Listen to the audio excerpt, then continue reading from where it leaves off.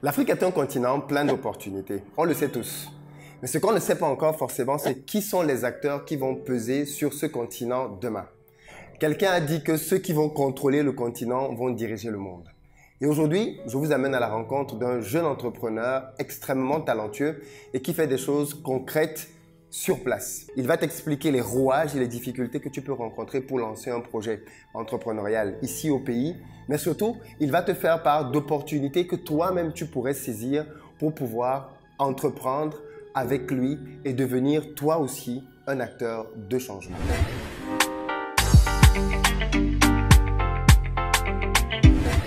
Salut Samuel. Salut Philippe. Merci beaucoup de nous recevoir à nouveau dans tes locaux qui se sont agrandis depuis la première interview qu'on a faite ensemble. Comme il y a des nouveaux, est-ce que tu peux te présenter déjà pour ceux et celles qui ne te connaissent pas encore? Très simplement, je crois que ça se voit à l'arrière. Moi, c'est Samuel Tidjo. Je suis juriste de formation, juriste de métier. Et je suis aujourd'hui à la tête de cette entreprise Jure Entrepreneur Holding, mais qui à la base, c'est le cabinet Jure Entrepreneur. Parce que c'était d'abord un cabinet de conseil où je faisais du conseil juridique. Mais les activités ont grandi, comme tu as dit, elles ont évolué. Aujourd'hui, on a pensé mettre sur pied un holding parce qu'on fait pas mal de petits trucs. Et je préside aux destinées de cette boîte depuis quelques mois aujourd'hui au quotidien avec tout un personnel formidable. C'est incroyable parce que la dernière fois quand je suis venu, tu étais effectivement à la tête d'une boîte. Aujourd'hui, je reviens quelques mois après. Tu es patron de beaucoup d'entreprises avec une soixantaine de personnes avec qui tu travailles. Ouais. Comment tu fais pour gérer cette croissance rapide? On s'adapte juste. Je dis toujours à mes collaborateurs qu'une des capacités, même Darwin l'a dit dans l'évolution humaine, c'est l'adaptation. L'adaptation, pour moi, c'est le maître mot.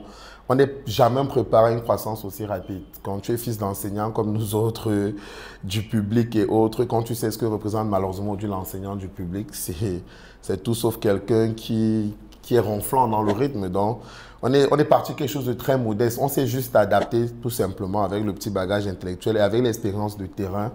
C'est comme ça qu'au jour le jour, on essaye de gérer, mais en inculquant un maximum de valeurs personnelles, un maximum de vision. Parce que tu prends des gens de divers horizons, avec diverses mentalités, avec divers backgrounds, diverses expériences.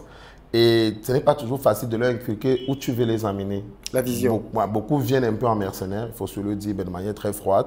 Certains, tu réussis à les ramener, d'autres, tu ne réussiras presque jamais. C'est un peu de tout qui fait le monde, mais au quotidien, je m'adapte et j'essaie autant que faire se peut d'imprégner mon approche, ma vision auprès de mes collaborateurs. Plus le temps passe, plus je trouve que tu es vraiment très ambitieux. Tu veux aller jusqu'où, Samuel? J'étais au 5e, on y sera tout à l'heure. J'étais au 5e, il y avait une amie et je regardais du 5e. Tu vas voir, il y a une vue qui donne sur la BEAC, il y a une vue qui donne sur la SNI, sur le Hilton. Et je lui disais, I want to conquer. Parce que je crois que tu allais dire, il y a une vue qui donne sur la présidence. Non, touché par la. J'ai cherché vraiment du regard, mais je n'ai pas vu la présidence, honnêtement. Non, du 5e, si on ne voit pas la présidence. Mais j'ai quand même vu la BEAC avec tout le symbole de la BEAC. J'ai vu la SNI, j'ai vu l'immeuble de la mort. La BEAC, c'est la banque centrale. Hein, oui. Voilà, la banque centrale. Il y avait le très costaud immeuble de la mort qu'on appelait très souvent l'immeuble de la mort, que j'ai un des plus grands immeubles interministériels. Il y avait quand même le Hilton en toile de fond. Et je lui disais, placé du 5e, I want to dominate. I want to conquer. Mais surtout, tu verras, c'est le slogan de la holding, je veux impacter les vies. C'est de l'argent, oui, mais que dans toutes les activités où on interagisse, que les gens avec qui on interagit sentent une amélioration dans leur quotidien. Si je peux impacter, c'est le slogan de la holding, vous allez capter les images. Impacting lives through our know-how. Impacter les vies vraiment au quotidien à travers notre savoir-faire.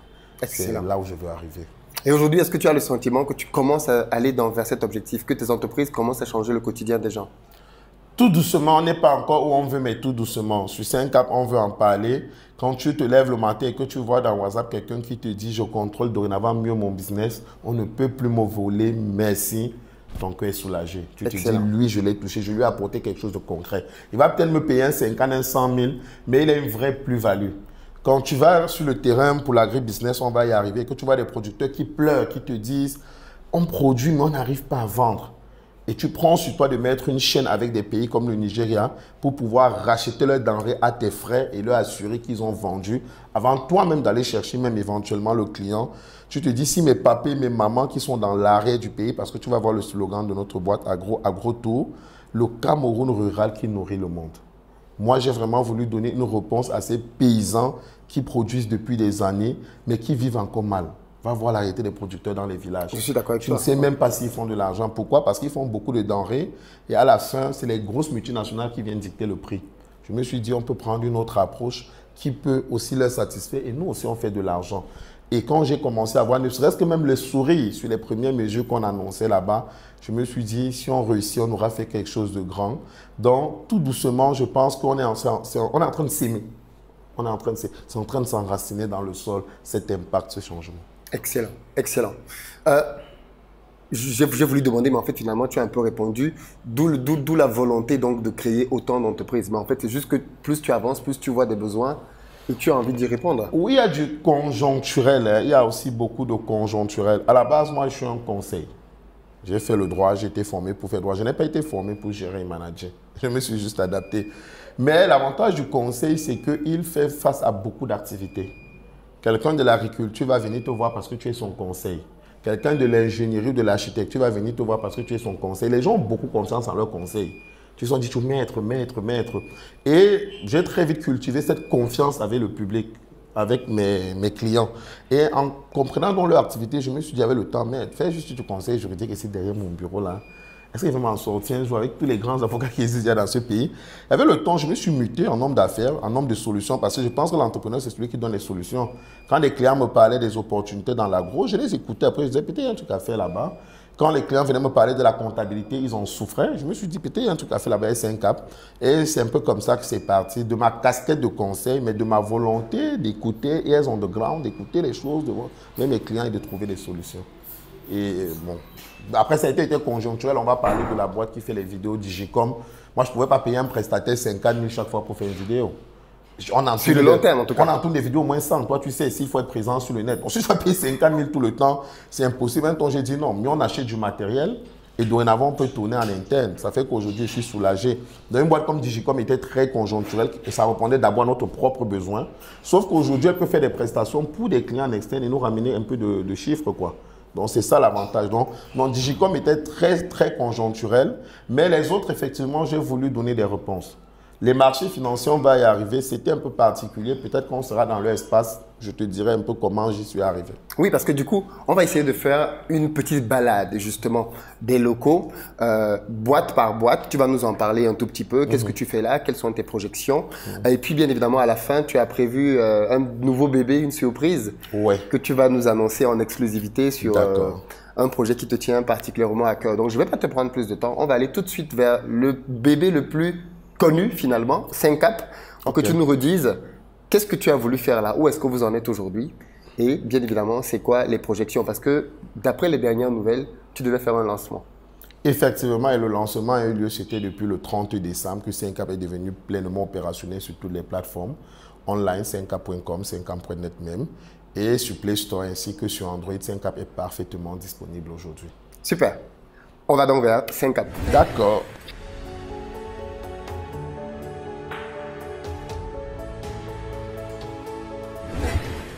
Donc là, nous sommes dans les locaux de 5CAP. Déjà, je voudrais que tu nous rappelles, pour ceux qui n'ont pas vu la première interview, quel est le problème que tu as voulu résoudre en créant 5CAP? Alors, les problèmes étaient plus ou moins multiples. Mais le tout premier, c'était surtout la difficulté qu'avaient mes amis entrepreneurs à faire les comptes clairement. Le problème venait de quoi? De l'histoire d'une amie qui a monté son business ici sur place, dans le digital, marketing digital. Elle accompagnait les boîtes pour leur visibilité sur Facebook, sur YouTube et tout. Ça se passait plutôt bien. Elle avait été très bien formée en Angleterre et tout. Elle faisait de l'argent, mais elle avait un souci, c'est que chaque fin de mois, elle n'arrivait pas à payer les salaires. Chaque fin de mois, elle n'arrivait pas à payer les fournisseurs. Chaque fin de mois, elle n'arrivait pas à renouveler le stock, les intrants, les feuilles de format et autres. Elle ne comprenait jamais où l'argent était passé. Elle avait ce petit phénomène des mains percées. Et moi, elle est venue me voir et me dit, mais toi, tu es un conseil et tout, je ne sais pas ce qui se passe, je ne sais pas si c'est moi qui m'y prends mal. Je fais de l'argent, on me paye bien tout le mois. Mais lorsqu'il faut faire les comptes, la caisse est toujours vide. Et c'est un problème comme beaucoup d'entrepreneurs à la réalité. Et quand on va diagnostiquer, on va se rendre compte qu'il n'y avait pas de comptabilité. Elle avait une gestion que nous on appelle dans le milieu de mano à mano, de main à main.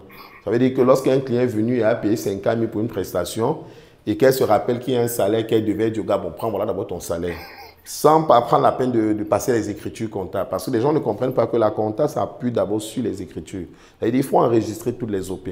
Même si tu veux prendre 50 000 pour donner 30 000 après à quelqu'un, écris que tu as d'abord reçu 50 000 pour telle prestation. Et ensuite, dis que tu as fait 30 000 avant ce salaire. En comptabilité, c'est normal. Mais quand tu ne notes pas, tu veux te souvenir de tout dans ta tête, tu vas toujours chercher l'argent sans savoir où c'est passé. Je me suis dit, bon, comme le problème est persistant et récurrent, bon, il faut trouver une solution. Parce que l'entrepreneur, c'est des solutions. C'est vrai que je n'étais pas comptable de formation, mais je suis un intellectuel. J'avais quand même déjà commis 2 ouvrages à l'époque. Je me suis dit, tu peux t'attaquer à ce chantier. Toi, tu es ici au bureau tous les jours, tu es juriste, tu 10 consultations, 7 personnes dans les problèmes comptables. Tu n'es pas venu ici pour le... Il faut faire de l'argent. Moi, j'avais 10 consultations, 7 personnes et les problèmes de comptabilité. J'ai dit, mais le droit, ça ne va pas te nourrir. Donc, il faut attaquer. Attaque là-bas. Et je me suis dit, j'ai réuni quelques amis comptables, auditeurs, bon, qui étaient dans le domaine des chiffres. Je leur ai dit, ben voilà, moi, je vais faire un petit document, un petit manuel pratique. Et je vais voir si ça peut aider les gars à au moins s'enregistrer les OP, déjà tracés, déjà facile et tout. Donc, j'ai d'abord fait un document qui s'appelle l'agenda comptable. Je me suis dit agenda parce qu'on note les rendez-vous. Je voulais qu'ils y notent plutôt leur compte. Et que le soir, ils puissent, tu vois, passer les comptes et tout. Mais après, comme c'était un document physique, ça s'égale, l'huile dessus, l'enfant dort dessus, ça s'est perdu, il faut partir avec au village. Bon, ça souffrait de ses propres limites naturelles, du fait que c'était un document physique. Tu vois un peu. Et les premiers retours, c'était, il faut voir peut-être comment digitaliser. J'ai regardé tout autour. Je me suis dit, en Europe, vous avez Zefdesk, vous avez Debitor, mais ils ne sont pas ici. Personne dans sa machine ici n'a Debitor pour faire sa compta. Je me suis dit, ok, ça arrive, mais c'est les grandes entreprises, vu leurs tarifs. Il y a quand même tout un petit marché brouillon, des petites boîtes, des startups, PME, là.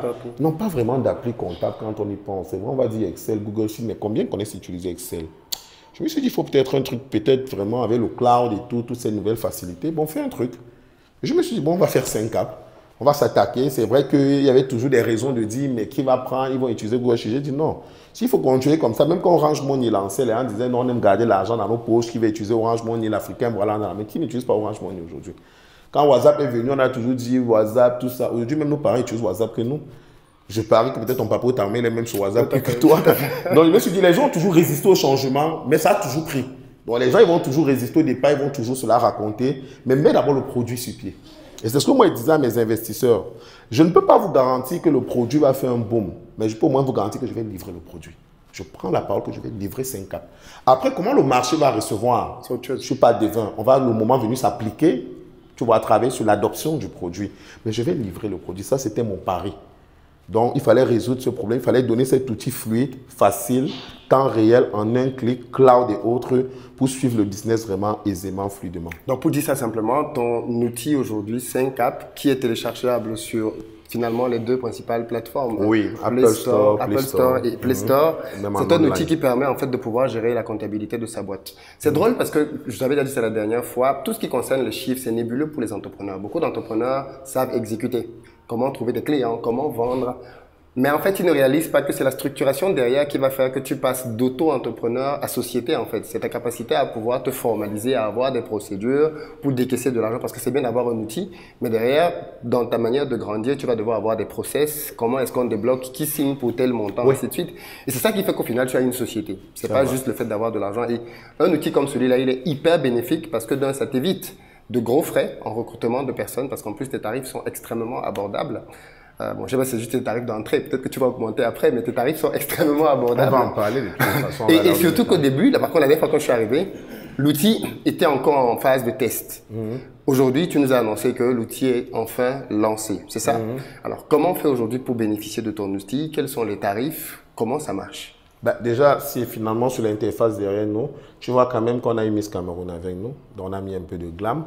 Et c'est très facile. Si tu es allé sur la plateforme, quelle qu'elle soit, que ce soit online, que ce soit le Play Store ou l'Apple Store, il y a, après avoir créé ton compte, c'est comme un compte Facebook, tu vas renseigner le mail, les petites informations, on te renvoie vers Gmail, tu valides le lien et hop, ton compte il est tranquille, il est créé. Quand il est créé, il y a un niveau de l'application, ils l'ont probablement en insert dans l'image, qui te permet tout simplement de passer en premium. Donc, tu vas cliquer dessus, tu vas suivre la procédure depuis Orange Money, depuis MTN Money. Il y a aujourd'hui 2 packs. Il y a un pack semestriel qui est 50 000 et un pack annuel qui est 100 000. Et ça prend tous les modules de l'appli. On n'a pas segmenté les modules parce que beaucoup de concurrents aujourd'hui segmentent les modules. Ça veut dire que tu vas voir quelqu'un qui va te dire, il te donne le module paye, à part le module fiscal, à part le module... Non, ils ont les principaux modules, ça veut dire les OP comptables et les états. Chiffre d'affaires, caisse en temps réel, créances, dette, tout ce que tu veux. Ils ont le module stock automatique. Tu as 10 casiers, tu as vendu 2, la machine traite automatiquement, il t'en reste 8.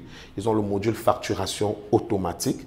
Ça veut dire que tu peux, tout ce qui est ticket, tout ce qui est billetterie de facturation dans les pharmacies, c'est sorti rapidement, dans les enseignes commerciales, le jeu de hasard, même ils ont toujours des petits tickets et tout. Donc ils ont la facturation automatique. Ils ont maintenant tout ce qui est extra, les mails à l'intérieur, les proformas à l'intérieur, la sauvegarde cloud, le multi-accès. Donc, vous pouvez être nombreux sur la plateforme à contrôler le business, à voir comment ça se passe. Donc, on a mis un peu de tout ça à l'intérieur. Les sauvegardes PDF, je t'en avais parlé, ça veut dire que le tralala des pièces comptables qui s'égarent, des documents physiques dont je parlais justement, parce que tu as une liasse de reçus de pièces de caisse du mois de novembre et après, tu veux qu'on te la retrouve, une facture a glissé, est tombée pendant... Non. Dès que tu as passé une pièce de caisse, tu filmes, ça se regarde en PDF. Et comme c'est dans le cloud, même si tu es à Miami, même si tu es, je ne sais pas, ou à Singapour, tu vas retrouver la facture calmement, retrouver toutes les données. Tu peux la forward par mail directement au concerné. C'est facile. Donc, on y a mis tous ces extras-là pour davantage faciliter la tâche. Mais il y a surtout le dernier module qu'on est en train de mettre à l'intérieur. Pour moi, c'est le meilleur. Je sais pas ce que tu vas en penser, la communauté. Les bases de données. Les bases de données, pourquoi? Parce que le base de données, on dit que c'est le nouvel or. Je me suis dit, ok, c'est bien d'aider les jeunes entrepreneurs à faire leur compte. Mais on ne peut faire que les comptes d'un business qui marche en même temps, si je veux les garder avec moi. Et qu'est-ce qui fait beaucoup de mal aujourd'hui au business des jeunes entrepreneurs? C'est les clients. Et les clients, c'est dans les données. Aujourd'hui, les gens n'exploitent pas assez les bases de données. Je me suis dit, je veux faire de 5Cap la première base de données business d'Afrique francophone. Je fais simple. Pour toutes les plateformes comme celle-ci, tu as un endroit, on va toujours mettre au profil. Des connexions, profil, réglage, ça fait partie des onglets naturels. Alors, dans le profil, généralement, on renseigne quel champ, on renseigne toute son identité et un ensemble de données sur le business. Je me suis dit, on va démultiplier les champs tout simplement. On va te permettre de mettre ton nom, ton prénom, mais surtout de mettre tous les renseignements sur ton business.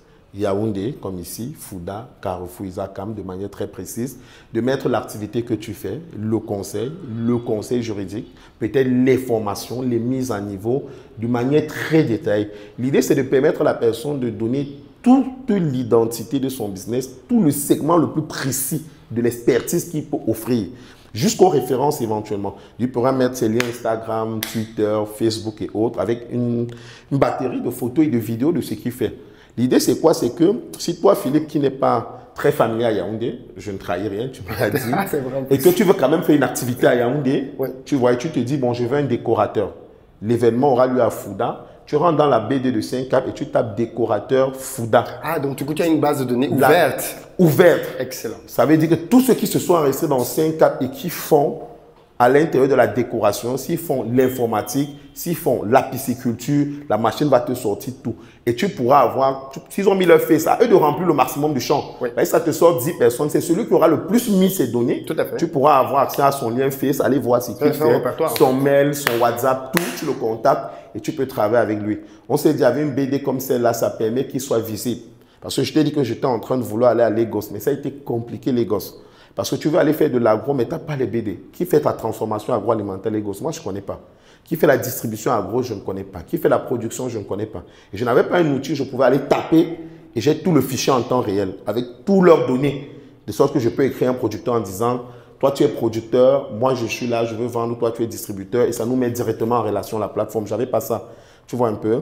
Mais comme 5Cap se déploie sur l'espace OADA, dont la Côte d'Ivoire fait partie par exemple, ça veut dire que si je veux faire la même chose à Abidjan, et que la base de données était suffisamment chargée à Abidjan, c'est facile parce que je vais retrouver tous ceux, par exemple, qui distribuent en agro à Abidjan.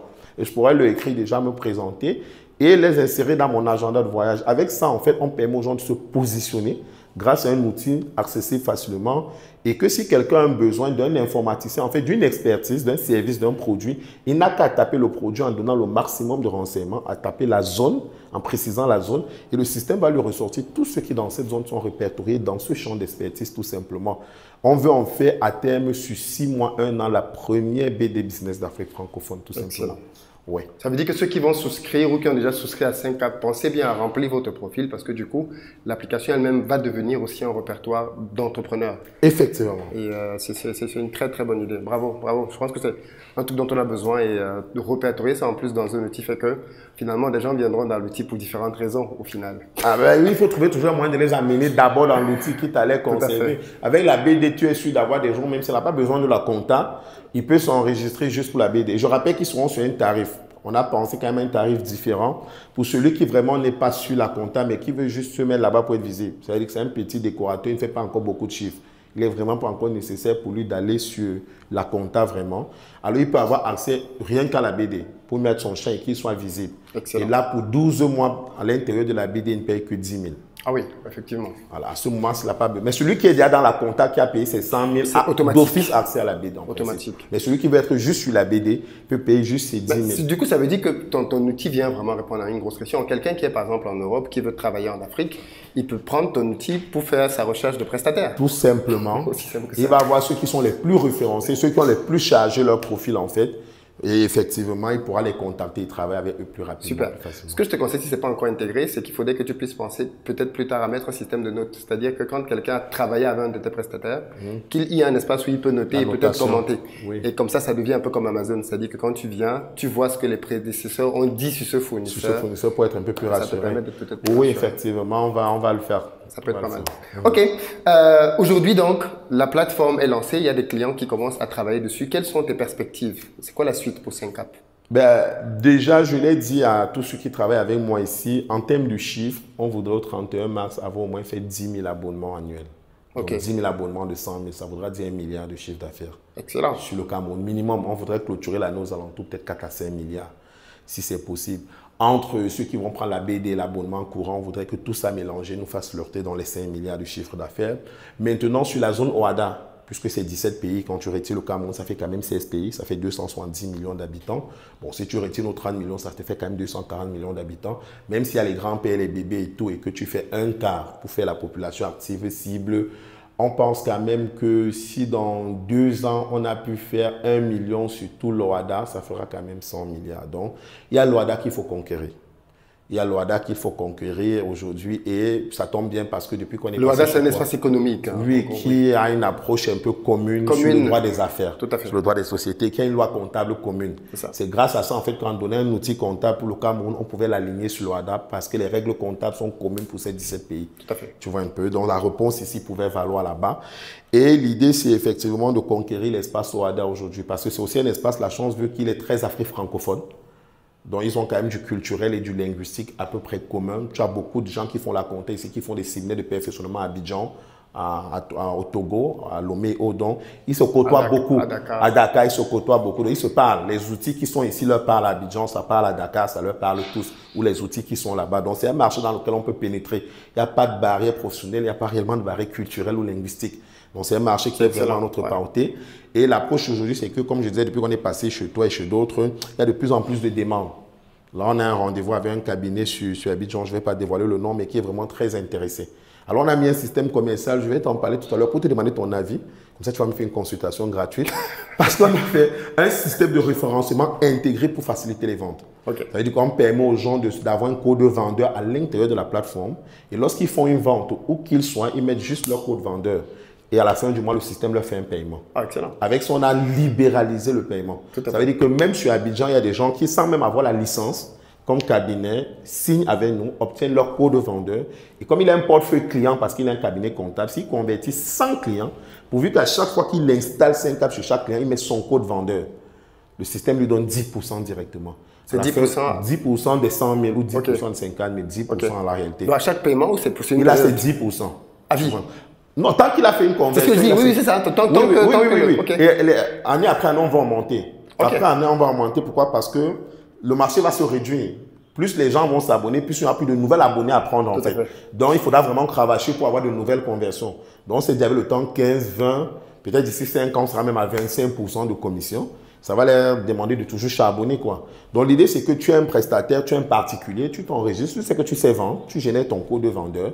À chaque fois que tu installes chez quelqu'un, tu mets ton code vendeur, tu reçois directement un message. Excellent. Tu vois, qui te confirme qu'on t'a pris en compte. À la fin du mois, le système te demande ton moyen de paiement. Si c'est OM, tu comptes prospecter, j'imagine, les experts comptables parce que ça va être. Oui. On a un expert comptable, je peux même donner son nom, Michael Kwam, c'est un grand frère, expert comptable ONECA, Cour d'appel de Lyon, Cour d'appel de Paris, ONECA ici au Cameroun. On travaille avec lui, on va même faire quelques petits tutos avec lui également parce que forcément, il fallait que les professionnels approuvent. Il fallait que les professionnels valident parce qu'ils sont la première caution de l'outil. C'est eux quand même qui disent la parole en comptabilité.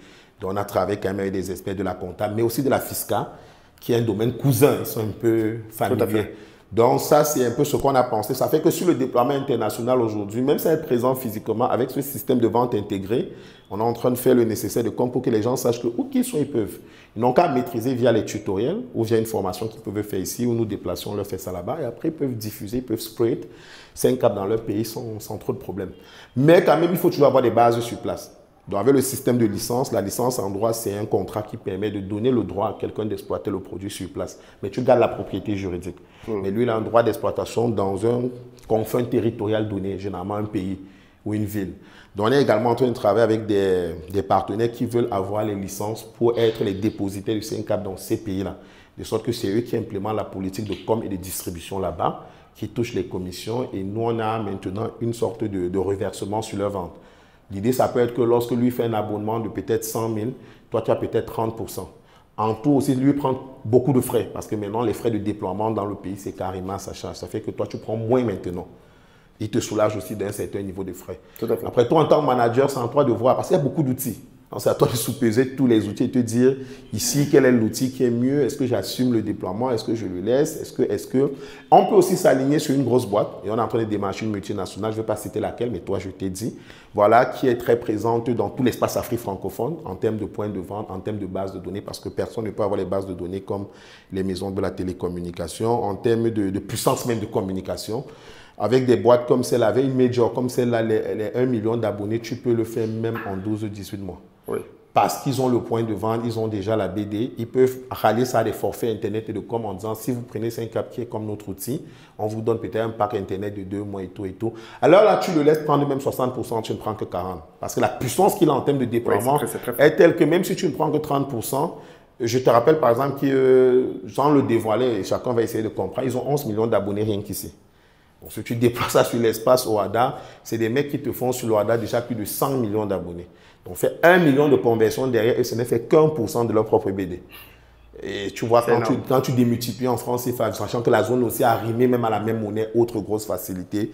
Donc, tu atteins des chiffres en centaines de milliards hyper vite. Hyper vite avec ce genre de majors. Parce que ça, c'est des majors, c'est vraiment des big. Une des approches aujourd'hui, c'est de s'aligner avec ELS, céder carrément le déploiement OADA. Okay. Ça, c'est aussi une approche qu'on travaille avec ces gens-là. Okay. Mais je ne donne pas encore le nom. Peut-être les gens identifiés, je ne sais pas. Ça reste en privé. Up to you. Voilà. Ok, non mais fondamentalement, donc, pour récapituler, avec 5 caps aujourd'hui, tu donnes finalement 2-3 possibilités aux gens. Tu donnes la possibilité d'abord à ceux qui ont des business de pouvoir s'en servir comme un outil de travail, outil qui va les aider à pouvoir faire leur comptabilité.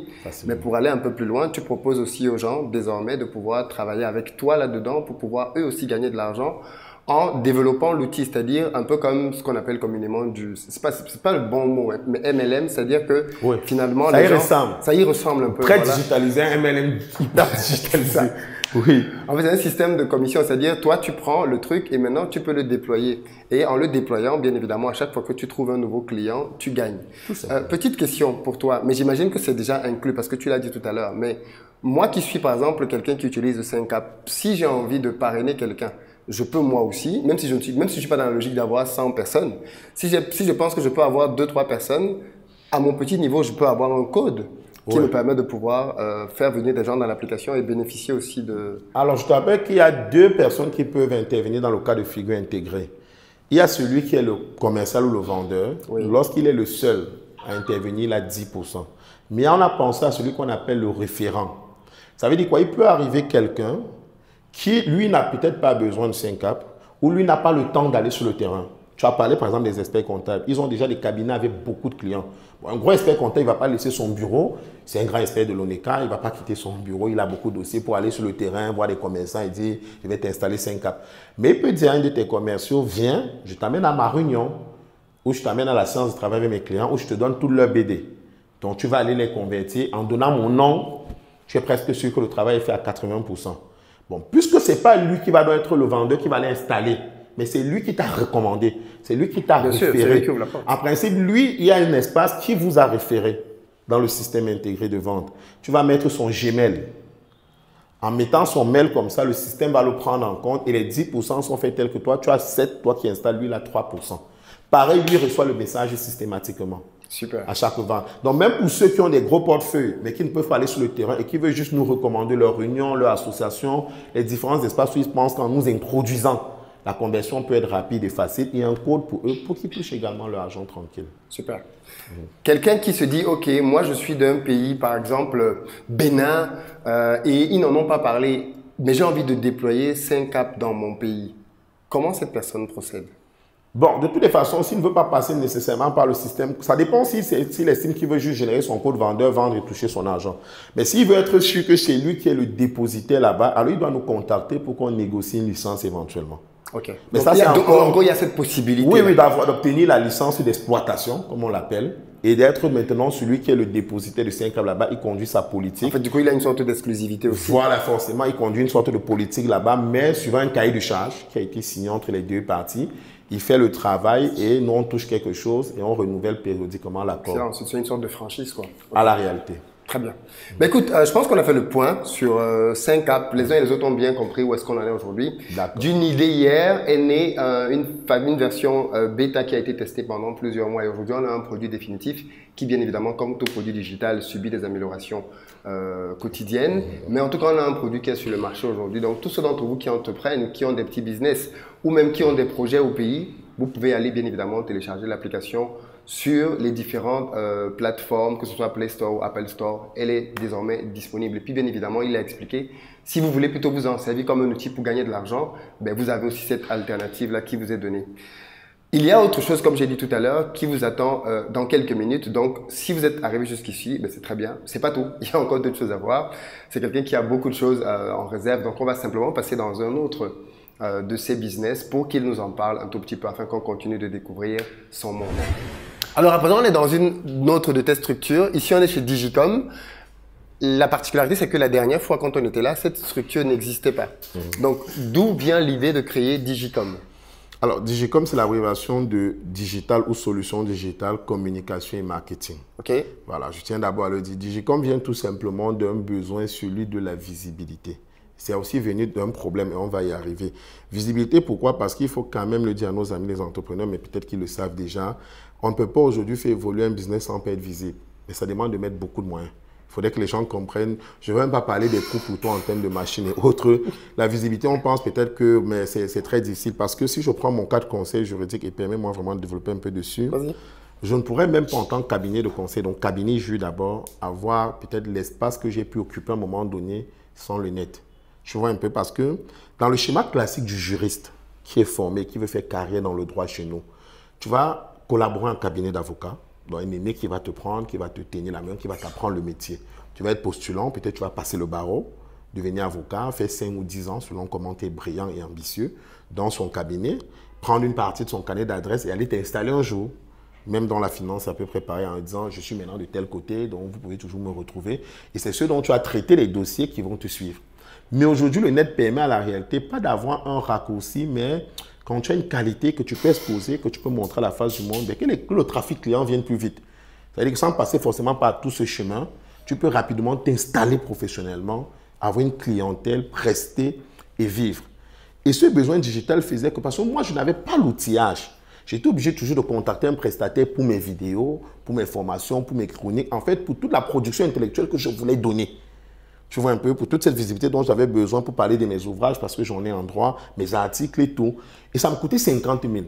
À chaque fois que le mec il devait venir, sortir sa caméra, me filmer, faire le montage, le rendu et me donner, c'était à chaque fois 50 000. Ouais. Je me suis dit un jour, mais merde, comme ça 50 000 tout le temps, tu ne vas pas y arriver mon frère. À la fin, ça va te coûter plus que tout le reste de tes charges. Je me suis dit un jour, mais peut-être il faut acquérir ton propre matériel. Donc j'ai fait une publication sur un statut WhatsApp. Un ami a réagi, m'a recommandé quelqu'un. J'ai fait venir la personne. Je lui ai dit, ben, apparemment, on m'a dit que tu fais dans le montage, le traitement vidéo et tout. Est-ce qu'on peut travailler? Il m'a dit oui. Il m'a fait un devis. J'ai acheté une première caméra, une deuxième, une troisième. Toi, tu sais ce que c'est. Puis, tous ces trucs, les ring lights et consorts. Avec le temps, je me suis dit, bon, on a aujourd'hui tout un outillage technique sur l'audiovisuel. À la base, c'était d'abord le service audiovisuel à l'intérieur de la boîte. On l'appelait le SAV. Et après, je me suis dit, lorsqu'on faisait des descentes pour certaines activités, je voyais l'importance d'avoir les archives vidéo. Je vois aussi l'importance pour ceux de notre univers qu'on allait voir d'être filmés. Je me suis dit, mais peut-être il y a une niche là. Peut-être que ce problème est finalement devenu une vraie solution. Parce que déjà, je n'avais plus de dépenses en interne. C'est vrai, j'avais les charges parce que j'avais dû prendre un salarié, mais il me coûtait bien moins cher. Tu ne vas pas payer quand même un salarié de l'audiovisuel 500 000. Alors que pour 10 tournages, 50 000 fois 10, ça te fait déjà 500 000. Sans compter que par moment, le mec, tu veux la vidéo lundi, il te dit qu'il a déjà très pris. Il va te donner ça jusqu'à jeudi. Or, au moins, ton salarié interne, il travaille que pour toi, donc il peut tenir l'agenda de la maison pour livrer les vidéos. Donc, avec le temps, j'ai vu aussi qu'il y avait un besoin hors de la maison. Je leur ai dit, ben, dans le business model, au lieu de simplement optimiser le service interne, on peut faire un peu de chiffres. Donc, on a commencé à les envoyer chez les clients, faire des petites prises vidéo, des petits rendus. Et voilà comment ce qui a été longtemps un problème financier pour moi d'abord devenu une optimisation en interne lorsque je me suis engagé sur les coûts. Aujourd'hui, on a rentabilisé de loin. Maintenant, quand ils vont sur le terrain et qu'ils filment des gens et qu'on nous paye également, ils rapportent aussi un peu d'argent à la maison. Mais pour moi, nos amis ont peur. Ah, je vais acheter les caméras, ça coûte cher, c'est 2 millions. On a peur quand on n'a pas de vision. Parce que quand tu comprends en fait où tu veux aller, tu ne dois pas avoir peur de dépenser. Aujourd'hui, moi, je ne me plains pas parce que tout ce qu'on a mis aujourd'hui pour ce matériel, et puis on donne quand même la chance à quelques jeunes Camerounais, ils sont quand même près de 8 salariés à Digicom aujourd'hui. Excellent. Donc, tu vois, ils sont, je crois que l'espace technique, monteur, tous ceux qui traitent les vidéos, ils sont 4. On a une community manager assistant, un responsable marketing qui pense un peu tout ce qui est marketing et créa. Et on a leur directrice générale. On a autonomisé Digicom en SARL sur le plan juridique à l'intérieur de la holding. Ça fait quand même 8 autres Camerounais qui travaillent, qui s'épanouissent, qui traitent des vidéos tous les jours, qui donnent de leur expertise qu'ils ont appris à l'école. Ça fait de l'argent pour la maison. Tout le monde est bien. Excellent. Voilà. En fait, tu as fait ce qu'on appelle dans le jargon de l'intégration verticale. C'est-à-dire que tu as internalisé une activité que tu sous-traitais hier. Et ça te permet justement, et tu l'as très bien développé, de gagner en coût, c'est-à-dire que ça va te coûter beaucoup moins cher, puisque du coup, c'est maintenant toi qui maîtrises cette activité-là. Et derrière, en plus, bon, la contrainte, c'est celle-là, c'est que ça te donne plus de travail, plus de choses à gérer, et ainsi de suite. Mais tu sais déjà le faire, tu as d'autres voies, donc c'est quelque chose que tu as juste pu dupliquer. Donc bravo pour ça, et il l'a très bien dit. Hein. Aujourd'hui, si vous n'êtes pas sur Internet, honnêtement, je ne sais pas ce que vous faites dans le business, quoi. Internet est devenu indispensable, incontournable. Et il l'a très bien expliqué aussi en internalisant une boîte dans laquelle vous allez commencer à prendre des vidéos pour votre activité. Mais je vais même faire une parenthèse là-dessus parce que je crois qu'il y a des gens qui, le jour où vous allez aller sur Internet, votre business va exploser. Moi, j'ai vécu ça. En venant sur Internet, tous mes business sont complètement explosés en termes de chiffre d'affaires. C'est son cas aussi. Pareil. Et Internet, aujourd'hui, ce n'est plus quelque chose d'optionnel. Mais quand les gens veulent aller sur Internet, parfois, vous y allez petitement. Vous faites des petits pas. Alors que parfois, c'est un vrai investissement qu'il faut faire pour pouvoir passer à un autre stade et commencer à produire du contenu qui, comme vous l'avez vu dans son cas, peut facilement être revendu à d'autres personnes en tant que prestation. Donc, bravo aussi pour ça. Je t'en prie. Et s'ils veulent nous suivre, il y a Jure Holding sur Facebook. Vous avez voilà, on a deux grands canaux notamment. Bon, pour 5cap officiel. Pour ceux qui veulent suivre 5cap, nos tutos, comment ça marche et tout. Pour la maison même, il y a Jure Holding, la page sur Facebook. Il y a, s'ils veulent me suivre, moi, mes exercices, mon conseil juridique, comptable, activité au quotidien, l'expertise, Samuel Tidjo Pro. Tout simplement. Facebook, Samuel Tidjo Pro. Pourquoi tu viens pas sur YouTube? C'est tout le cabinet, c'est Jure Holding. Maintenant, le cabinet sur YouTube, c'est Jure Entrepreneur TV. Mais moi, je ne suis pas encore sur YouTube. Mais le cabinet a Jure Entrepreneur TV et il y a également 5cap officiel sur YouTube. Donc, 5cap et le cabinet sont sur YouTube. Mais Samuel Tidjo Pro, pour l'instant, juste sur Facebook. De toute façon, quand tu vas aller sur YouTube, tu n'auras pas plus de travail à faire. Hein. Tu as déjà les vidéos qui sont créées. Tu vas juste les poster sur la plateforme. Donc, merci beaucoup de nous avoir parlé de ceci. La visite n'est pas terminée. Je vous réserve une surprise pour la suite. Alors, du coup, Samuel, j'aimerais bien que maintenant tu nous parles d'un projet qui te tient vraiment à cœur et pour lequel tu veux justement solliciter la communauté. Alors, avant de solliciter la communauté, permets-moi de la remercier. Voilà, je crois que c'est quand même la moindre des choses parce que on n'est pas des sorciers. Tout ce qu'on fait là, on ne le fait pas seul. Moi, j'ai 31 ans, 32 si tu veux. Je suis né un soir de juin 90 de toutes les façons. Et on ne fait pas qu'on croit que j'ai gardé l'argent quelque part pour faire tout ça. Moi, je suis fils d'enseignant, je suis fils de famille modeste. Ça veut dire que j'ai recouru aux canons les plus usuels de l'entrepreneuriat. J'ai dû mobiliser des fonds, comme tout le monde. Certains à la banque, d'autres microfinances, certains dans les tontines, puisque l'État veut taxer les tontines. Et certains utilisent les moyens nouveaux comme les crowdfunding, en passant par des leviers comme les vôtres d'influenceurs ou les communautés propres que l'on peut avoir. Et ce n'est que grâce à ça que j'ai pu faire ce que je fais aujourd'hui, encadrer tous ces Camerounais et pouvoir offrir toutes ces prestations. Et dans ce sens-là, ta communauté a beaucoup joué. Bon, je la remercie encore parce qu'on est passé à quelques mois chez toi. Et ils ont accepté ce que le jeune que je suis faisait, ce que je leur avais présenté. Ils m'ont soutenu, beaucoup ont mis les moyens. Il fallait déjà que je leur dise, voilà ce qu'on fait, voilà ce qu'on a fait. C'est vrai que dans les groupes WhatsApp, ils ont déjà les infos, puisqu'il y a des groupes WhatsApp. Mais on peut aussi revenir montrer à la grande communauté aujourd'hui comment est-ce qu'on a travaillé avec sa confiance. Parce que c'est d'abord la confiance au premier élément. Alors, dans cette évolution, je suis à Dubaï récemment. J'y vais pour une des boîtes que tu connais, les marchés financiers, qu'on va voir tout à l'heure. Dieu merci, sur place, on a pu signer un contrat de représentation pour le Cameroun avec une major de garantie bancaire. Mais on va revenir dessus. Comme tout le monde, je suis quand même impressionné par l'architecture de Dubaï. Des immeubles et des gratte-ciel de partout. Moi, je n'ai jamais vu ça dans ma vie. Mais je suis un intellectuel, j'aime faire des recherches sur tout ce que je vois. Donc, il y a Damac, il y a Omniat, sans publicité, c'est des très grosses multinationales de l'immobilier. Donc, ils ont mis leur nom sur les bâtiments qu'ils ont soulevés. Et quand je fais des recherches, je me dis, mais qui doit avoir cette boîte qui fait autant d'immeubles? Je me rends compte que ce sont des consortiums, des fonds d'investissement.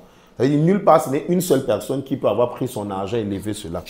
Je me dis, waouh, bon, je connaissais ce que c'est un fonds d'investissement en tant que juriste quand même.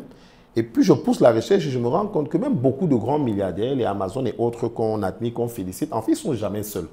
Personne n'a jamais rien réalisé seul. En fait, depuis la nuit des temps, entre guillemets, passe-moi l'expression, les gens ont appris à se mettre ensemble, mettre les ressources ensemble et agir sur des projets, agir sur des activités et redistribuer les éventuels bénéfices. Je me suis dit, OK, jusqu'à présent, on a fait un crowdfunding avec un modèle, mais très à terme. Ça veut dire qu'on s'engageait à prendre les ressources de la communauté, à travailler et à rétrocéder les capitaux et les intérêts sur des délais connus, peut-être 12 mois, peut-être 18 mois et tout. Mais un modèle comme ça, il n'est pas viable à long terme. Je suis un intellectuel, je ne suis pas faux.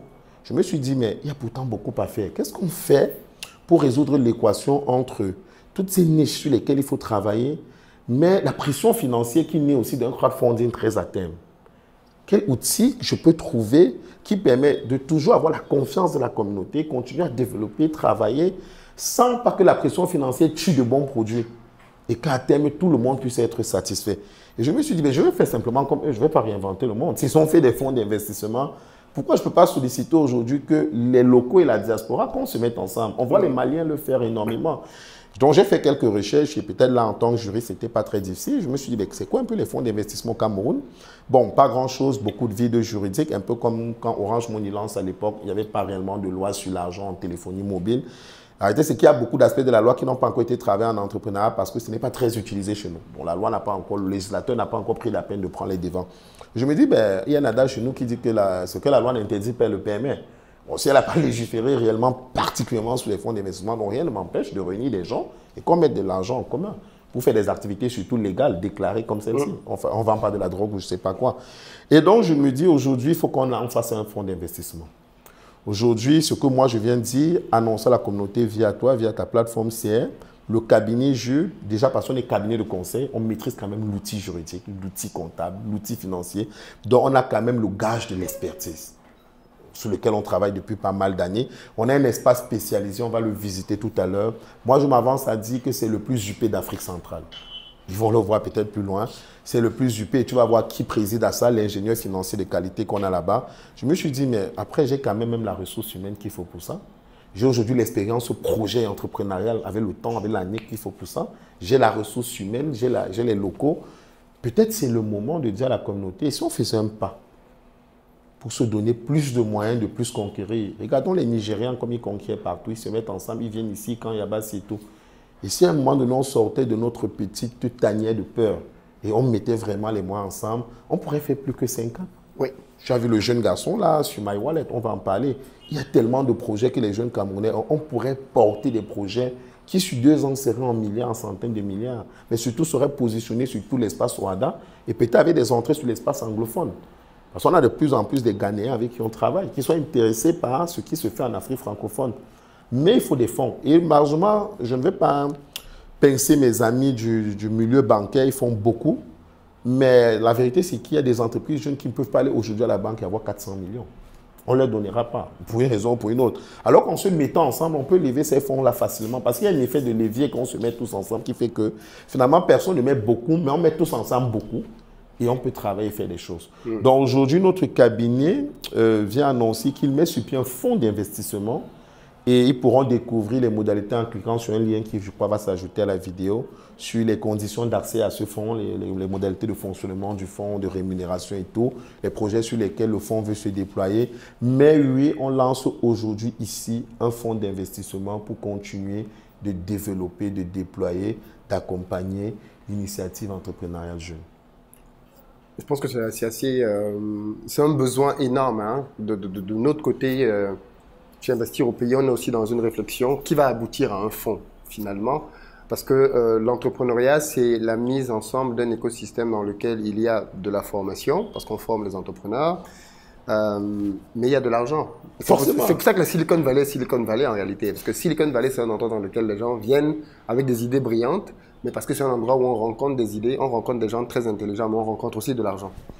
Et s'il n'y a pas d'argent... On ne peut pas. Il faut cesser d'en faire un tabou. Le problème, c'est que chez nous, en Afrique, on veut faire de l'argent un tabou. On a peur de demander de l'argent. Mais sans argent, on ne peut pas travailler. Le problème, c'est qu'il faut prendre l'argent et travailler comme ça, et présenter à la communauté le travail qu'on fait. Je comprends aussi qu'il y ait des craintes parce que beaucoup ont peut-être pris de l'argent et ça n'a pas donné. Mais même en Europe, il y a eu des échecs. C'est parce qu'on connaît juste les success stories. Mais si on veut faire l'histoire des échecs aussi des entreprises, même Donald Trump, peut-être beaucoup ne savent pas qu'à un moment donné, mais il a connu une très très grosse faillite, Donald. Avant de remonter, d'être aujourd'hui encore l'homme d'affaires à succès milliardaire qu'il est, chef d'État aux États-Unis, comme il a été et tout. Mais même Boeing a failli fermer une époque. Que les gens aillent sur le net et fassent un peu de recherche, ils verront. Mais prenons même Google. Quand on dit média au monde, je crois que celui qui est dans nos vies tous les jours, c'est Google. Mais pour ceux qui connaissent un peu l'histoire de Larry et Sergey, les deux fondateurs, ils sont étudiants à Stanford. Et leur histoire m'a beaucoup inspiré quand il fallait que je me décide. Je vais te dire. Parce que les gars sont étudiants à Stanford, ils voient la montée d'Internet. Ils comprennent qu'il y a une niche dans l'Internet.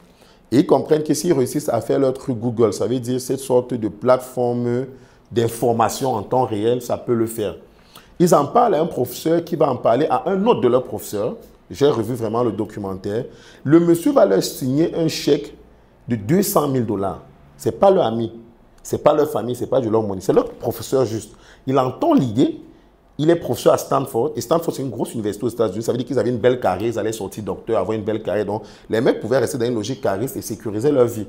Ils vont drop, comme ils disent en anglais, du school. Ils vont laisser la fac, ils vont laisser l'université. Ils vont lancer Google.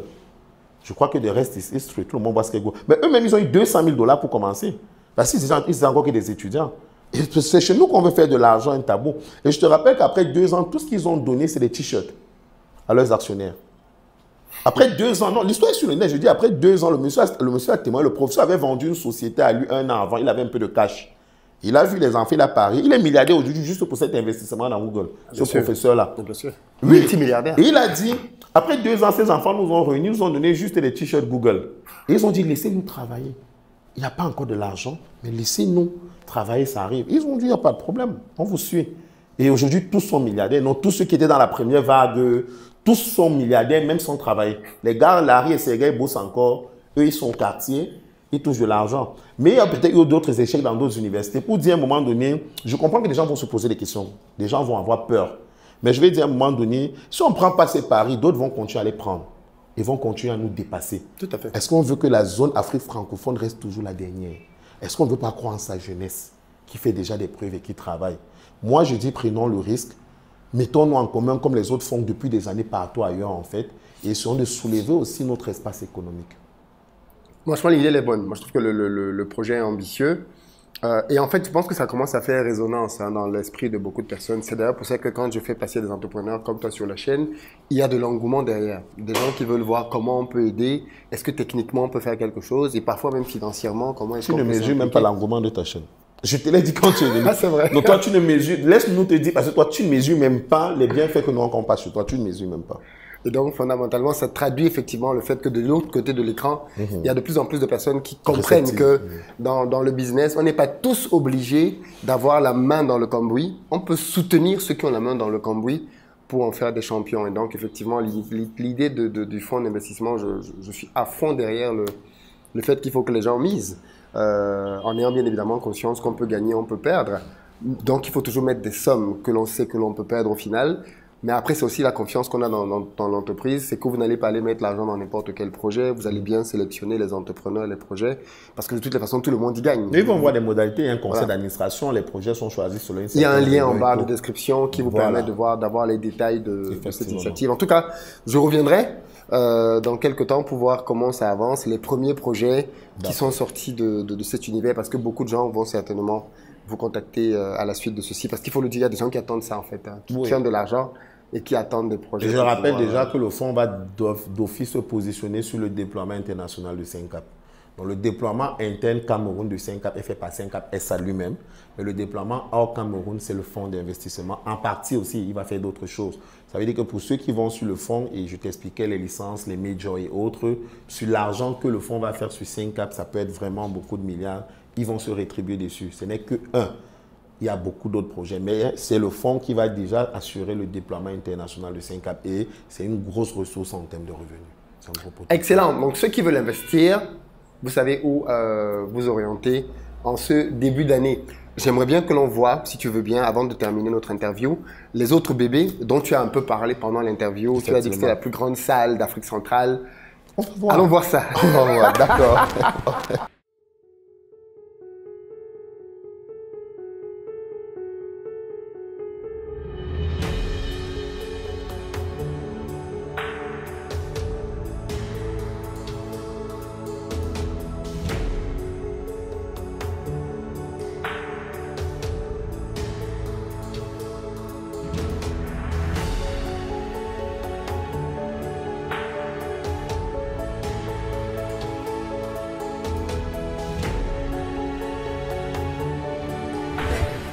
Alors du coup, on continue notre petite aventure dans tes différentes structures. Et là, on est dans une salle de marché. Qu'est-ce qu'on fait ici? Alors ici, on est déjà à la VMF, Veille des marchés financiers. C'est l'une de nos boîtes qui traite justement de l'expertise financière. On est ici là dans ce qu'on appelle sa salle de trading. Tout banalement, c'est une salle d'expertise que tu retrouves chez tous ceux qui traitent un peu des marchés comme nous. Je peux citer quelques grands cabinets comme Carmignac à Paris, comme Mandarine Gestion. En fait, d'ici, les collaborateurs, n'est-ce pas, sinon les experts, si tu veux, suivre le marché. Pourquoi? Parce que le marché, c'est celui qui nous donne tous les indicateurs, toutes les tendances à tout moment sur un certain ensemble de produits. Il nous dit s'il faut nous positionner à la haut ou à la baisse pour, par exemple, faire de l'argent. Parce que quand tu entends dire que les Soros, les Bolloré et autres font de l'argent sur la bourse, c'est simplement qu'ils placent des capitaux sur des produits et spéculent en disant ce produit va gagner de la valeur, ce produit va perdre de la valeur. Sauf que ça se suit dans des espaces comme ça. Il y a à BNP Paris, partout il y a des espaces, même si vous ne les voyez pas quand vous entrez à la banque, il y a des espaces aménagés généralement à l'arrêt où des experts qui connaissent cette expertise, en fait, sont en train de suivre le marché en temps réel pour donner l'information à ces grands décideurs, à ces porteurs de capitaux en leur disant « Patron, mets-toi sur le cobalt. Cobalt, quand on voit, il va monter, va sur le zinc, va sur l'or, va sur tel, va sur tel. » Donc, on a une cuvée ici là, du centre d'excellence de Polytech qu'on a récupéré, qu'on a formé nous-mêmes. On leur a appris à travailler un peu, à suivre ces marchés. Et on a forcément dû disposer de cet espace de qualité parce qu'il fallait être dans les standards. Il fallait que même s'ils aillent sur Paris, sur New York, on les mette. Et ce n'est pas pour rien que les écrans sont à la verticale, mais on ne va pas revenir dessus. C'est pour suivre ce qu'on appelle le carnet d'ordre. Les pros ont compris, t'inquiète. Donc, avec les écrans également, on suit le marché. Ça, c'est la première des choses. Vraiment, c'est la chose principale, parce que c'est la salle de trading. C'est pour capitaliser, pour nous-mêmes ou pour des clients. Aussi, on fait des études financières.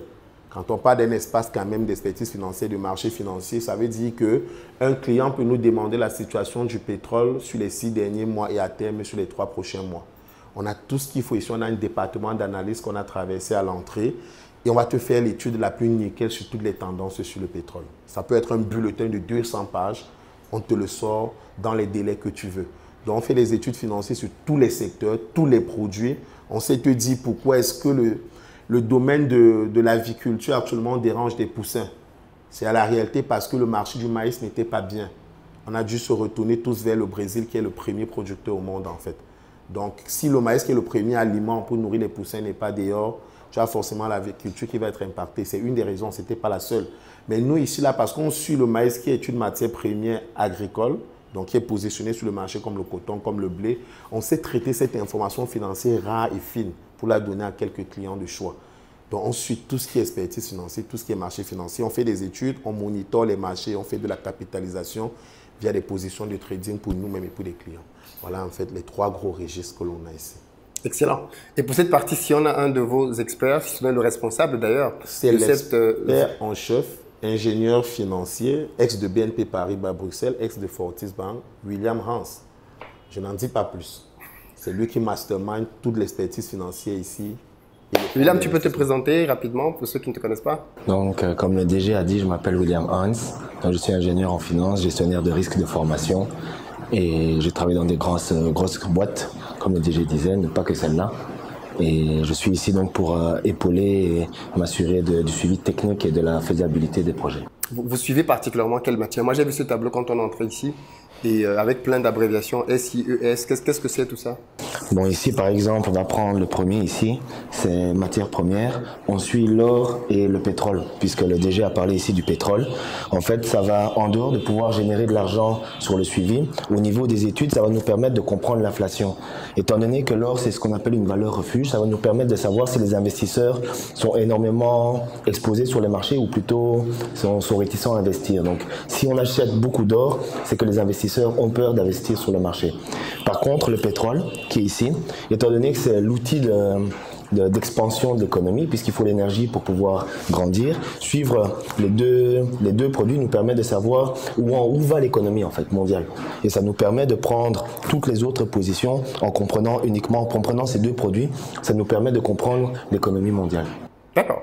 Et aujourd'hui, vous avez une équipe ici de pas mal de personnes qui finalement travaillent. Alors là, le tableau, effectivement, il y a autant de cases que de spécialistes qui travaillent là-dessus. C'est ça. Et aujourd'hui, vous avez des clients qui sont demandeurs de ce type d'informations-là, c'est ça? De plus en plus. Principalement les banques. Ça veut dire que les banques de la zone CEMAC, elles ont un problème, elles sont très liquides, donc elles ont un problème de surliquidité. Le problème, c'est qu'elles n'ont pas de service comme interne, donc elles externalisent le service et elles vont vers nous, elles nous demandent, ok, le marché du bois par exemple, qu'est-ce que vous pensez? Est-ce que c'est une opportunité pour nous d'investir dedans? Donc on leur fait des reporting et on les conseille sur les volumes à investir et les tendances dans lesquelles il faut investir. Excellent. De plus en plus, ça a été difficile au début forcément parce que c'est une expertise target Paris, target New York. Les gens ne pensaient pas qu'ici à Yaoundé, on pouvait, alors qu'on réinvente par le monde, même ceux qui le font à Paris, je veux dire, si tu le mets au Brésil, ils le font. C'est d'avoir une expertise qui est dans une tête en fait. C'est un savoir-faire. Ensuite, si tu peux donner le cadre matériel comme on a pris ici chez nous, le risque de le faire, en fait, l'expertise peut être servie à qui de droit. Donc, de plus en plus, on a réussi à faire notre petit panier. On ne fait que grandir. Ils en parlent de plus en plus. Ils viennent ici de plus en plus. Il a rappelé qu'il est gestionnaire de risque de formation. Quand on parle de fonds d'investissement, on parle de prise de participation et de prise de risque. Donc, ce n'est pas pour rien qu'il le rappelle parce que, entre autres études financières qu'on fait ici, là, je vais dire 70% portent sur le risque. Les gens savent généralement où est-ce qu'ils veulent déjà placer l'argent, mais ils ont peur. Ils veulent plus que tu leur mesures le risque qu'il y a dans le secteur. Donc, généralement, 80% des objectifs de la plupart des études qu'on nous commande ici, c'est toujours plus de leur donner, c'est de la portée du secteur, mais surtout le niveau de risque en fait. Et je crois qu'avec quelqu'un comme ça, il était la personne idéale quand on veut mettre un fonds d'investissement parce qu'il a la ressource, le parcours qu'il faut pour ça. Il était important qu'on montre à la communauté qui mastermind techniquement. Parce que j'ai peut-être la vision, je suis peut-être le garant de la vision, de l'approche, mais il faut un financier. À un moment donné, il faut donner à chacun sa place. Il fallait aller chercher la ressource idoine qualifiée. Et c'est ce monsieur, cet ingénieur qui va travailler à la gestion technique du fonds d'investissement. D'accord, très bien. La VMF, c'est une structure à part aussi? Oui, de la holding. C'est une structure agrégée en société anonyme. Donc, c'est à ses actionnaires, la holding à 51% de son capital. D'accord, très bien. Mais écoute, merci beaucoup d'avoir pris le temps de nous partager un tout petit peu ton quotidien, qui n'est pas forcément toujours devant les caméras, mais c'est très bien. Tu te débrouilles très bien devant la caméra, donc il n'y a pas de souci. Il était un peu stressé, il n'aime pas trop les caméras. Eux, ils sont toujours en background, même dans les banques. Il est devant les écrans, mais il n'aime pas être dans l'écran. Ok. Merci beaucoup. Du coup, on va voir un autre bébé dont on a parlé un peu en présentation au niveau de l'agriculture. D'accord. Alors Samuel, on se rapproche de la fin. Ouais.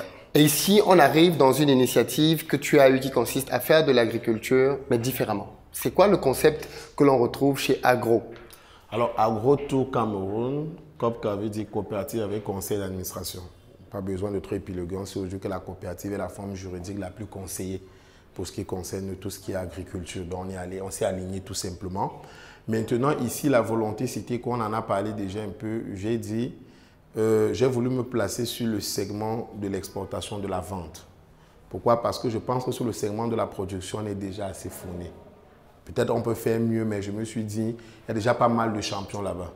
Et surtout, notre Cameroun rural, nos papas, nos mamans dans les villages qui produisent depuis des années diverses denrées, ananas, pastèques, riz, blé, tout ce que tu veux, mais qui continuent de rester dans des conditions qui posent problème. Quand tu vas et quand tu les vois, tu t'interroges, tu te dis, mais moi j'étais dans le Mbam, tu as vu les images. J'ai été jusqu'à Vundu. Je te donne la localité parce que pour ceux qui connaissent, ils vont savoir jusqu'où on est allé. C'est dans le Bamikim, j'espère ne pas me tromper parce qu'il y a le Baminubu. Bon, si je me trompe, je m'excuse déjà. Et quand on y est arrivé, moi j'ai vu une localité, il n'y a même pas encore de lumière. C'est-à-dire que c'est un privé qui soutrait de la lumière. Ce qui est bizarre, c'est que tu causes avec les gars, ils te disent qu'ils peuvent vendre même souvent 3-4 millions, mais il y a quand même de la misère. Et l'achat, ou du moins la vente de leurs denrées restait une problématique très importante. On est allé à Bafoussam, on est allé à Sancho, on est allé un peu de partout, et il y a une seule chose qui revenait, on peut produire toutes les denrées que vous voulez. Le Cameroun, c'est le grenier de l'Afrique. On produit tout ici, mais les enfants n'arrivent pas à vendre. On produit, mais on ne vend pas. Les stocks pourrissent devant nous. La problématique aujourd'hui, si vous voulez entrer dans le marché de l'agro, c'est vendre. Et moi, je pense toujours qu'il faut s'attaquer au challenge qui valent la peine. Si tu as à un moment donné 2, 3, 5 personnes, ears on the ground, oreilles à terre, qui te disent la problématique, c'est la vente, pourquoi ne pas t'y attaquer? On a AgroTour Cameroun aujourd'hui, l'ambition, c'est tout simplement, comme on a dit, aller vers les producteurs du pays rural. Ils sont nombreux, ils ont de l'expertise et de la denrée. Racheter les denrées et exporter. Que ce soit en frais ou en transformé. Parce qu'il y a aussi un important marché du transformé vers d'autres pays, notamment le Nigeria. Moi, je l'assume ici sans ambiguïté que dans ce projet, ma grande cible, c'est le Nigeria. Certes, il y a la zone CEMAC, on a une tournée qui va inclure Libreville et Malabo, dont le Gabon et la Guinée équatoriale, où on peut faire quelque chose de bien. Mais je continue de croire que quand on dit qu'on veut entreprendre dans la région proche de chez nous, c'est le Nigeria. Donc l'idée aujourd'hui chez nous, c'est d'aller à Lagos, où on sera courant le mois de février, de trouver des partenaires sur place, certains nous attendent, et de voir comment faire sortir les denrées de nos producteurs vers un marché aussi énorme que celui-là. Vu qu'eux aussi exportent un ensemble d'expertise ici, les pièces détachées automobiles, au camp Yabassi et j'en passe, pourquoi ne pas nous aussi penser trouver un marché externe? Parce que le marché interne est saturé. Les gens n'arrivent pas à vendre parce qu'ils vont sur la place marchande, le prix baisse. Quand vous sortez vos denrées au même moment, vous allez tous au marché, beaucoup d'offres, peu de demandes, les prix chutent. Ceux qui vendent vers les marchés les plus structurés comme le coton, avec la Sodé Coton, tu vois, avec les racheteurs étatiques ou le cacao, là encore c'est toujours la misère parce que les gros racheteurs, les gros clients imposent leur prix. Donc tu vas au soleil, tu achètes toi-même les intrants, tu cultives avec tes enfants qui font le job, tu les payes et tout. Et lorsque la denrée sort, le gros client vient vous dire, moi je prends 1 kilo à tel. Il n'applique jamais le prix international. Tout à fait. Et là, ça devient difficile de rentrer dans ces frais. Ça fait que, ne serait-ce que sur le prix de vente, ils souffrent beaucoup. Et nous, on s'est dit, on peut aller vers eux et trouver un modèle dans lequel on rachète, mais on revend à l'extérieur. Ça, c'est l'avantage peut-être maintenant de la faiblesse de la monnaie qu'est le franc CFA.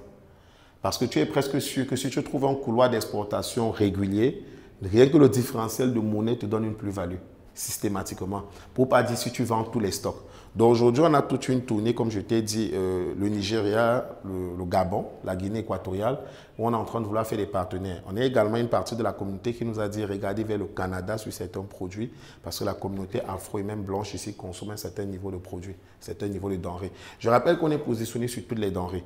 Ça veut dire que s'il y a quelqu'un qui regarde ces vidéos et qui a sa denrée, il peut nous contacter, on peut racheter toute denrée tant qu'on a le marché extérieur ou vendre. Mais ça, c'est notre business. En tant que cabinet de conseil, on s'est trouvé ce genre de partenaires des clients. Même avec les marchés financiers où on était, ça, c'est notre deal. Donc aujourd'hui, pour nous, il faut prendre les denrées locales et les faire sortir. Et ça, c'est le challenge sur lequel on est placé avec AgroTour Cameroun. C'est un très bon business model, d'autant plus que l'une des plus grosses opportunités économiques du Cameroun, c'est d'être frontalier au Nigeria. Oui. Je pense que beaucoup de gens ne le réalisent pas encore, mais le Nigeria, c'est énorme. C'est big, c'est big. Énorme. Dans quelques années, ils vont rattraper et dépasser la population américaine, qui est de, je crois, c'est 200 ou 300 millions d'habitants. Donc non, le Nigeria, c'est un géant. Et justement, je ne comprends pas que beaucoup de personnes ne sautent pas encore le pas. Oui. Pour aller les gens veulent toujours seulement aller vers l'Europe, conquérir Paris. Moi, je leur dis, même si vous faites dans le vestimentaire, allez habiller 200 millions de personnes au Nigeria. Ouais, ça te change complètement. Hein. Oui, même pas besoin. On a les mêmes habitudes culturelles, leur frontière n'est pas loin. Je vais dire, les barrières sont très peu à la fin avec eux. Ils parlent une langue qu'on parle quand même chez nous, l'anglais. On a une frontière, une longue frontière commune. Qui va depuis Limbe, carrément, c'est-à-dire depuis la région du sud-ouest jusqu'à tout le Grand Nord. C'est la plus grosse frontière qu'on partage avec eux. Ils connaissent le Cameroun. Ouais. Il y a même des gens en Europe, tu vas leur dire le produit, s'il vient du Cameroun, il va dire jungle, jungle, il ne comprend pas. Et c'est une barrière. Ça peut faire rire, mais la réalité, c'est que c'est une barrière à l'adoption de ton produit. Ouais. Alors qu'au Niger, il y a un truc qui sort du Cameroun, il n'en aura pas peur. Et tout ça compte quand tu veux vendre, en fait. Donc moi, je pense que le marché du Niger, c'est un marché auquel... Les Nigériens même se fournissent déjà ici sur des produits agricoles. Voilà. Déjà. Donc il faut simplement intensifier, il faut davantage créer des canaux. Donc nous, chez nous ici, l'ambition, c'est tout simplement permettre à tous ceux qui produisent, n'est-ce pas, d'avoir un canal ou un levier de vente via Agroto, qui lui maintenant veut utiliser l'ensemble de ses expertises, de sa holding, pour ouvrir en fait des voies vers des gros marchés comme le Nigeria et la sous-région CEMAC. Excellent. Donc vous avez entendu, si vous avez vous-même une recherche, un produit que vous voulez, peu importe là où vous êtes dans le monde, il pourra vous mettre tout ça à disposition. Alors en barre de description de cette vidéo, vous aurez des contacts qui vont vous permettre de pouvoir les solliciter pour l'une ou l'autre des prestations qu'ils font aujourd'hui. Et avant de partir, avant de clôturer, on a une petite surprise pour vous qu'on va vous présenter tout de suite.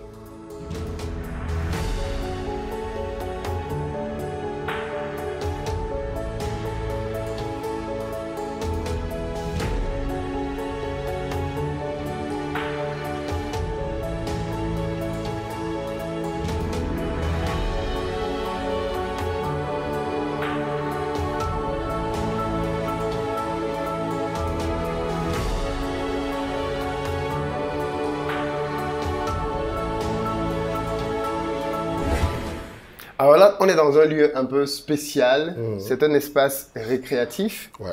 Pourquoi? Ben, tout simplement parce que quand tu encadres près de 60 personnes, on te l'a dit, entre les freelances, les stagiaires et les salariés, il faut quand même s'autoriser de se donner un cadre optimal pour eux. Faire de l'argent, juste dire aux gens, on veut de l'argent c'est bien, mais entretenir la ressource humaine, c'est mieux. J'ai coutume de dire, si tu mets de l'argent dans une pièce, tu sors, tu reviens, ça sera le même montant. Bon, si on n'a pas volé. Mais si tu prends 1 million et que tu divises à 10 personnes en 100 000, tu les fais partir et que les 10 personnes reviennent, peut-être 2 personnes n'auront plus rien et peut-être 8 personnes auront fait passer 100 000 à 150 000. Donc, c'est la ressource humaine qui multiplie l'argent. Et ce n'est pas que la Silicon Valley qui peut avoir des espaces récréatifs. Je pense que nous aussi, les jeunes, on doit penser au personnel. Donc, ici, c'est un espace où on se récrée. À la base, quand tu reviendras, on aura substitué ici par une table de billard. On a commandé une qui est en train d'être fabriquée sur mesure pour nous. Donc, on mange ici, on débriefe par moment ici. Il y a un écran qu'on va placer là avec le temps pour permettre de voir la canne, par exemple. Tu vois, de voir la canne, peut-être de switcher sur Internet. Il y a une chambre de repos parce qu'il y a ceux qui sont souvent de permanence la nuit, surtout sur les marchés qui travaillent beaucoup dans la nuit, tu le sais. Ça permet de se reposer. S'ils sont fatigués, s'il y a un malaise, ils peuvent se reposer. Il y a une douche, ils peuvent se changer, ils peuvent se laver. Il y a une cuisine pour manger. Donc, on a pensé qu'il fallait un espace pour que le personnel se retrouve et se récrée. Tout simplement, ça fait partie d'une vision, d'une politique pour performer davantage. Merci beaucoup Samuel. Je t'en prie. Entre la première visite, le premier passage d'aujourd'hui, on l'a vu, hein, énormément de choses ont été multipliées et c'est ce qu'on aime voir. Merci d'avoir pris le temps et tu me rappelais que c'est de ce balcon que tu as vu la ville. Oh ouais, la vue est superbe ici. La vue, on a une très belle vue, on a les principaux bâtiments de Yaoundé. Ouais. Et ce fut un plaisir de partager de tout ceci. Vous avez eu toutes les infos, c'était une interview un peu longue, moi on ne voit pas le temps passer parce que c'est très passionnant de voir comment est-ce qu'un jeune entrepreneur est vraiment en train de se bâtir et de bâtir lui-même son propre empire. J'espère que ça t'inspire, ça te donne des idées. Et puis si tu as envie de participer, de contribuer à l'un ou l'autre des projets qui ont été évoqués ici, dans la barre de description, tu auras la totalité du récapitulatif des informations. Donc la balle est désormais dans ton camp. Le mot de la fin? Ça veut dire que s'il y a 2 ans de cela, tu as fui ton bailleur comme moi. Notamment, un de ces jours, non, tout n'est pas perdu. S'il y a de l'expertise, si tu peux générer de la confiance avec une communauté, s'il y a une vision, s'il y a une volonté, s'il y a une rigueur au travail, tu peux faire plus que ce que tu ne soupçonnes toi-même. C'est l'audace, c'est le travail et c'est l'hygiène de vie. Les 3 éléments que je vais conseiller à mes amis. Merci beaucoup. Je t'en prie. Et on se sépare sur ces mots de sagesse.